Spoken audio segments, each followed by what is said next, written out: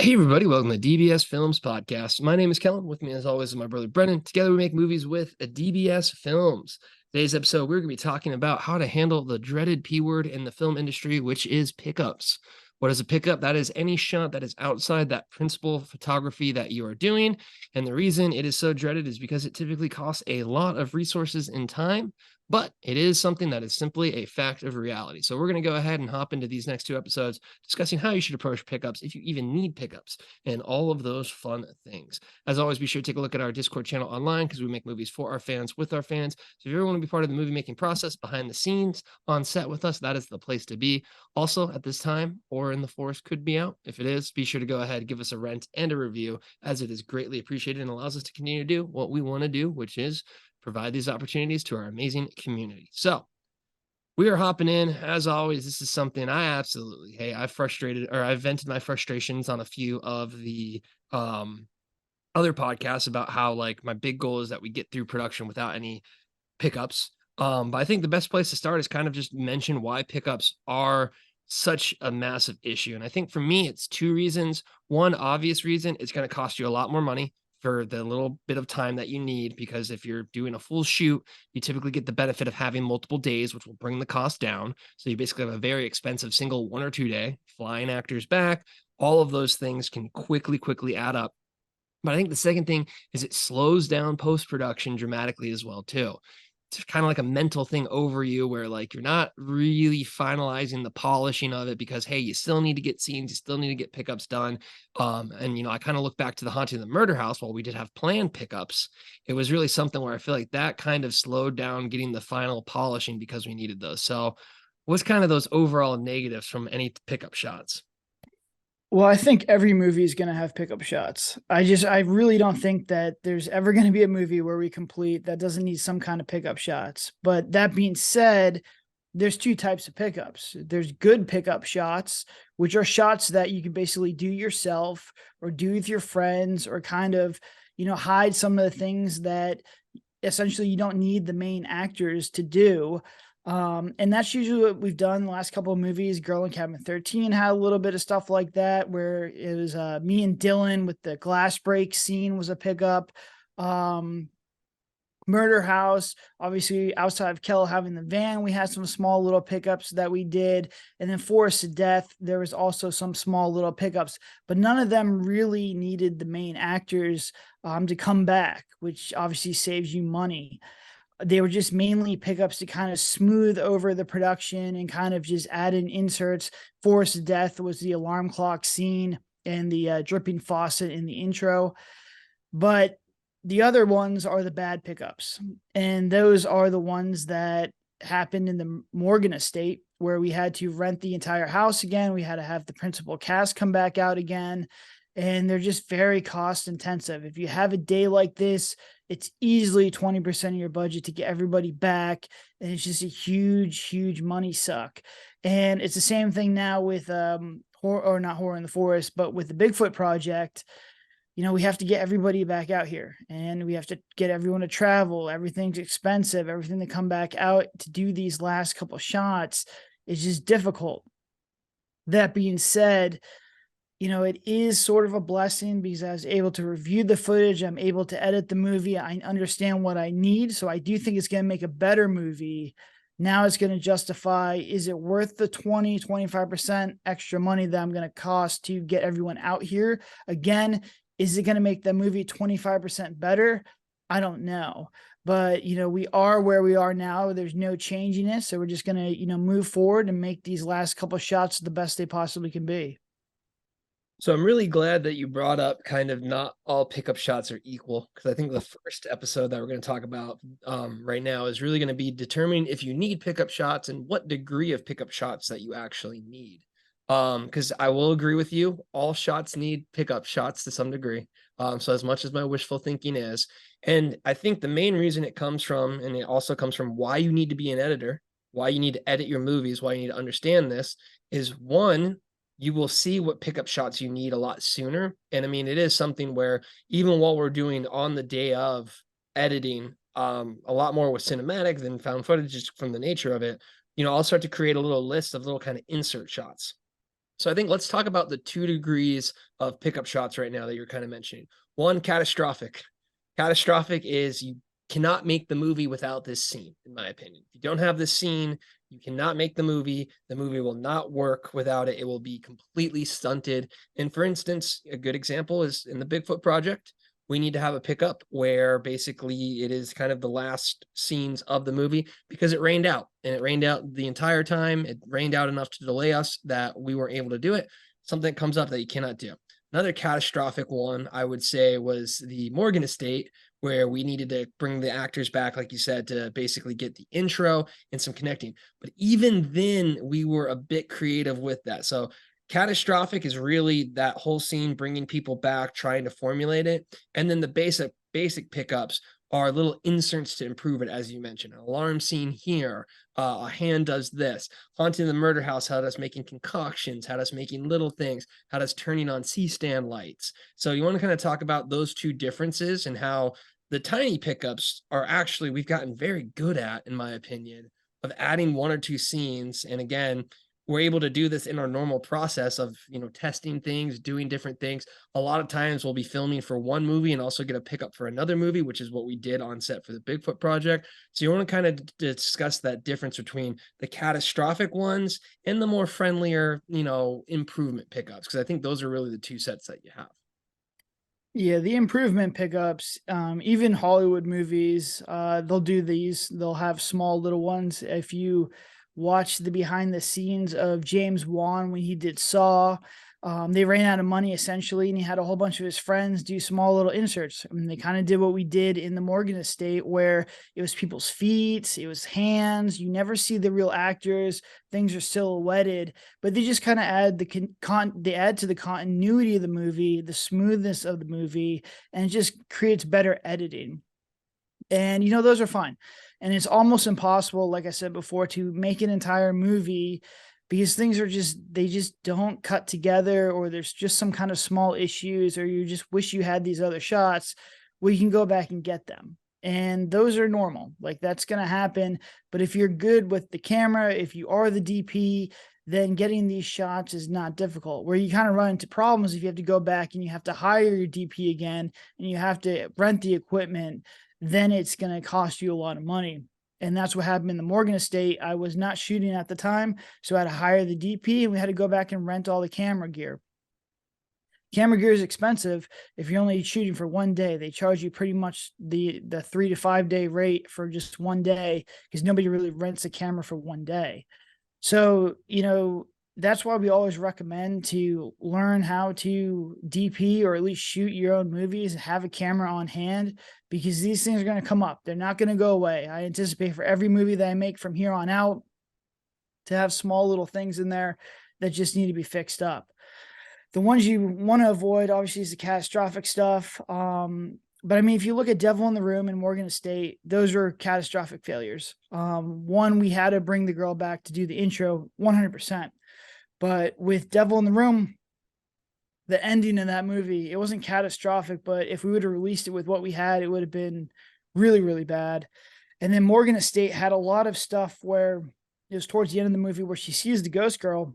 That just didn't make any sense. We were almost jumping around because we couldn't see, or there was no continuity. The DP didn't get enough shots to connect the scenes together. So we had to do a lot of, feet shots and hand shots, and, the actresses were completely different. So, that was kind of interesting to do, but it gives you a lot of confidence that we're able to connect these scenes together without having the main leads. And when they were like, I saw these edits and I was just like, oh man, we are in trouble, because there's no way we're going to be able to connect these things together. We did. And, I don't think we're ever going to we're never going to get into that situation again, only because, I don't know if we just never got that footage or we were just missing scenes, but I just remember being, taking a look at that timeline and being like, oh man, like, I don't even know where to begin to get this fixed up. But in the end, we did it, and that's something that we can pivot off of. We'll never be that bad again. So it's only up moving forward. I will say, I think this is a very healthy trauma to go through. as a filmmaker is, having to basically scrap together a timeline like that, because that really was the start of our motivation for, doing everything internally when it comes to ensuring this. Because again, everyone did a fantastic job. It's a very hard process to make a movie, but things like this will happen, and you find yourself in a situation that you will learn from and that you will make sure never happens again. So I think one of the like let's kind of go into the improvement pickups, because I think this is something like you're saying, pretty much everyone's going to have these, and it's really interesting. You can see them a lot, but if they're really good in the sense of how they're done, no one notices. Like for Devil in the Room, or for Morgan Estate, that end climax scene of Morgan Estate is actually at like 4 different houses. Like we filmed little snippets at 4 different houses. When she hides in the red room and the shadow walks around, we had that. When she was walking away, like there's so many different ways that we did when he walks around with the knife and everything. We had a whole bunch of stuff that we did just to add in there. So let's get into some tips about how to do these pickup shots. These are typically very close shots of either a subject, a hand, feet sometimes, just very, very basic stuff to get kind of either one, extending the timeline or getting them from point A to point B. Because like you said, we basically had them teleporting places. So these pickup shots are really good. Things like alarm clock, things like faucets, things that are doing it. The Devil in the Room, a really good pickup was we basically improved the knife chopping scene that we had to add another special effect to it. So that was completely done at a different location. So when you're thinking of this, I feel like we kind of have a brain now to highlight pickups, because like even when we were just talking about it before we started, because we're actually going to do pickups next week, we're talking about the tent scene and stuff like that, how to kind of make it mix and whatnot, but you'll get a better mindset of this if you are doing the editing, because you see how it flows. But basically these incremental pickups are just anything to smooth over the scenes and make them more clear or make them more understandable. But do you have any insights in what you're looking for when it comes to it? I feel like it just kind of pops into our head now, but anything super close up that you don't see the main actors, that you can do an ADR over, those are really the gems of the pickups that you can add in there. Yeah, I mean, it's just is another reason to edit these things, because you kind of very quickly can understand what you need. And if I had to communicate through a editor, um, they just might not have the same understanding or want the same thing that I'm trying to get, which is in my head. And then it's even worse if you're communicating through a director, or not director, through a DP and then an editor to the director. You're going through 3 channels of communication, where right now it's I understand what I need, and then I'm the DP, so I go and get it. But I can quickly go through footage. Like I very quickly went through the Roger project and the Bigfoot project, and I was able to basically figure out exactly what I needed just by watching that as quickly as possible. And there's a good chance that maybe some of that stuff was in the file. I haven't really gone through a ton of the raw footage right now. I'm at minute 45 on a pretty solid cut of Roger, where I'm actually watching every single clip and selecting the best ones. For Bigfoot, I just haven't had that time yet. But I'm confident in my abilities to get these things. There's going to be no catastrophic failures. And if anything, one of the blessings of found footage is that it's just me with a camera and a light. So you can kind of fix things up. So found footage is very easy. Well, actually, let me take that back. Found footage can be a double-edged sword, because it's very easy to get more catastrophic stuff if you're completely missing things with found footage than it is with cinematic. Because once again, you can cut to, inserts of alarm clocks, inserts of sinks, hands, feet. You can't really have the ability to do those inserts in found footage. So you can really kind of put yourself in a bad spot. That being said, most of found footage is a camera and a flashlight. So you can go and you can kind of cheat a lot of things, which is what we can always do. If we were talking about earlier, how to fix a tent scene, how to kind of make it work. Worst case scenario, I get in the tent, I shine the flashlight around, someone pushes on the tent to be Bigfoot, boom, we fixed a lot of issues. So, it's just the editing mindset, understanding what we need, understanding what I need to get a finished product. And it's going through now. I think I've edited 8 to 10 movies now, maybe 11. I don't even know. But I have an understanding of what I need in order to get a finished product. And without even having to edit this thing together, I'm like, all right, look, I got that. I know it's there. This will work. Let's go. Let's get it done. So I don't need to necessarily nitpick and figure out exactly what I need. It's just kind of there, and I know what I could piece together, and I'm confident with my abilities because we did Morgan Estate, we did Devil in the Room, we know how they turned out, and I know if I could fix that stuff, then I could pretty much fix anything. Man, that is the confidence you get from it. So I think the last thing I really want to pivot to this episode, because I think I see this happen a lot for indie filmmakers. When should you decide to do a catastrophic pickup, which is going to cost you a lot of money, versus when should you go ahead and just say, hey, this is my first movie, got a gap in it. I'd rather take that money, because again, it's 20, 25%, allocate it to another movie and improve the movie and make it better. I think this is a gray area, but what I would personally side on is to skip it as a first time filmmaker, unless it really is like the movie makes no sense. And again, you're going to be the only one to understand this. But I think, what ends up happening is you might find yourself in the rough edit. You might find yourself afraid because you're like, wow, this movie's way worse than I expected. Welcome to the club. That is exactly what happens when you see your first rough edit. It's not what you pictured. And you might want to try and in vain save the movie by coming up with these pickup shots to improve it or do it better. I think you need to look at it as, does this completely make the movie fall apart in the sense of not having these scenes? In the sense for us with Bigfoot, we don't have a finale. We basically said, hey, we're going to go ahead and push that off, make sure it's the best one. Can't really release it. I mean, even then, you could probably, without footage, Grace gets yanked and it goes to black with some text and it'd be perfectly fine. So even that could potentially be a possibility.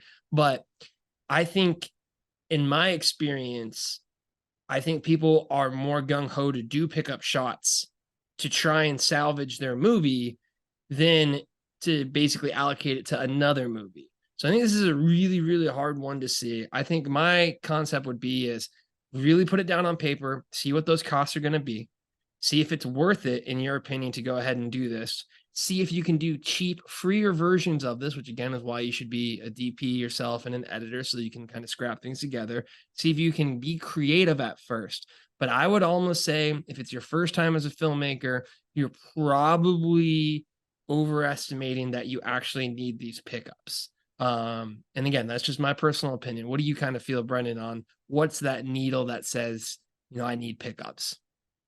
Yeah, no, I 100% agree with you. And I do see this almost in every single indie case. And I follow indies all the time. There's a lot of movies that I want to see come out. And this is the reason they take 3 years. Because the problem is that once you finish that project and you have to put it out to the world, well, then you're going to get your ego smashed. And nobody really wants that. It's just very difficult.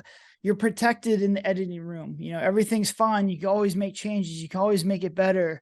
You don't want to put it out to the world. And, that's what happens with a lot of these filmmakers. They're like, I don't like how I did that scene. Let me do it again. Let me do it this way. Let me try a different way. Let me keep working on it, working on it, working on it. Let me keep spending money on it. I need visual effects. I need to get more special effects.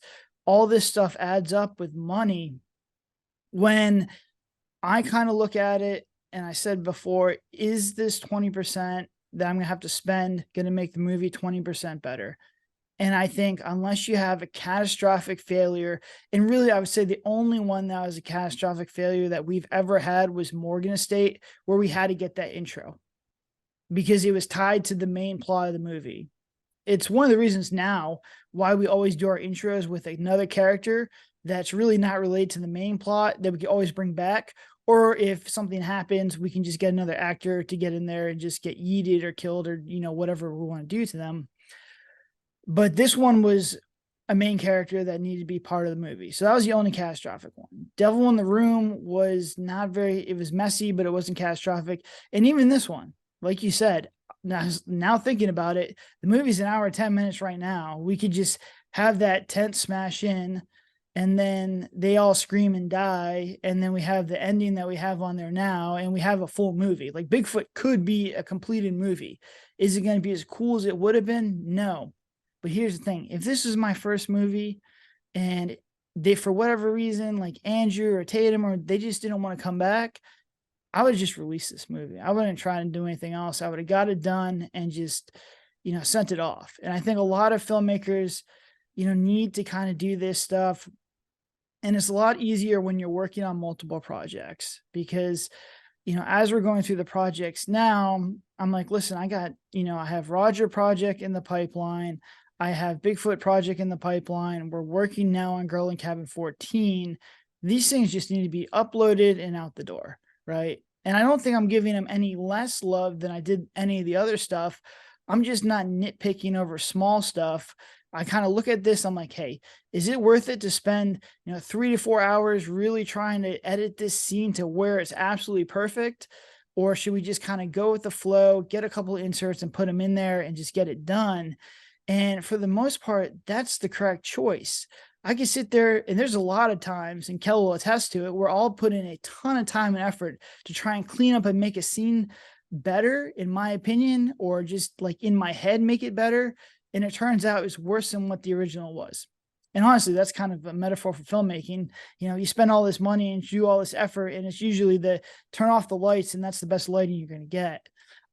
So you have to weigh it. Obviously, if you don't have a completed movie, the goal number one is to get a completed movie. If you don't have a completed movie, then you're going to have to go back and get the pickups.